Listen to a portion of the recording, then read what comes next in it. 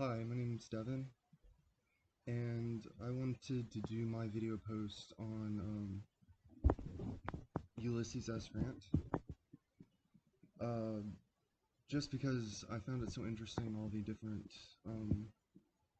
economic activities he engaged in during his lifetime. Um, Although the assignment primarily focuses on his postbellum entrepreneurial business experience, um, he does have some experience prior to the war. After he left the army, he went back to his wife's house, and the Dents, which were the family of his wife, they gave Grant a plot of land and a slave named William, and for a while he worked as a slave while building his house hardscrabble. He also had a slave named William, which who helped him through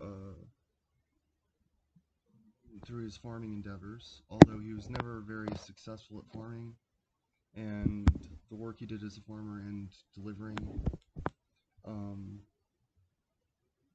food and other items to town, he just barely made ends meet. When farming failed and he freed his slave named William, he went on to try to apply to a teaching position in engineering. He also engaged in a few other different business adventures, which all failed, eventually taking up a job in his father's leather shop as a clerk right before the war started. His wartime rise to fame is more well known, and after the war he continued to serve as Chief of Staff for the United States Army, and eventually became president. After president and a period of traveling, he re-engaged with the private sector economy. And this time, again, he was not very successful. In a business adventure he engaged in with his son, they tried to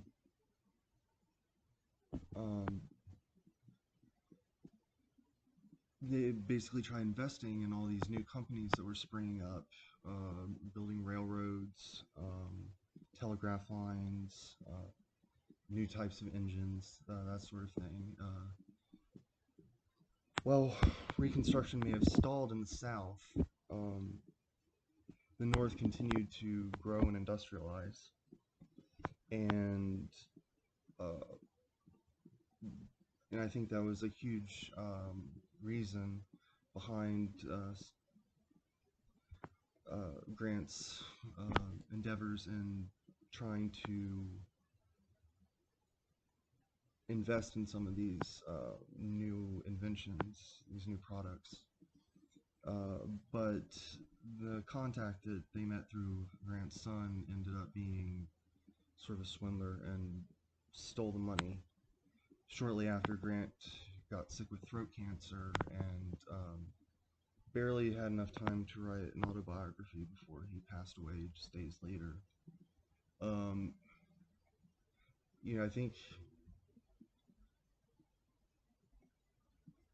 from what I've gathered, there was, prior to the Civil War, there was some competition between free farms in the North, which I think were not doing so well, and farms in the South, huge plantations with huge numbers of slaves. That was disrupted after the Civil War and emancipation. And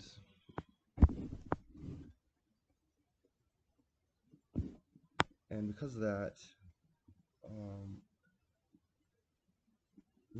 I think Southern Reconstruction kind of stalled a little bit. The North after the war, as I said, continued to industrialize, expand. Soon, eventually, into the early 1900s, you have big names like Ford and Rockefeller.